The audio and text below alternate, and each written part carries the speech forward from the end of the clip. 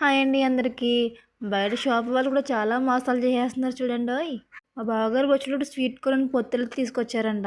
ఆయనైతే sweet corn అనే చెప్పారంట. తీరా ఇంటికొచ్చి చూస్తే స్వీట్ కార్న్ కాదండి, నార్మల్ పొత్తులే. నా తెలివి తెల్లారినట్టే నేను స్వీట్ కార్న్ కదా అని అందులో సాల్ట్ అయితే వేయలేదు. టేస్ట్ మొత్తం చేంజ్ అయిపోయింది.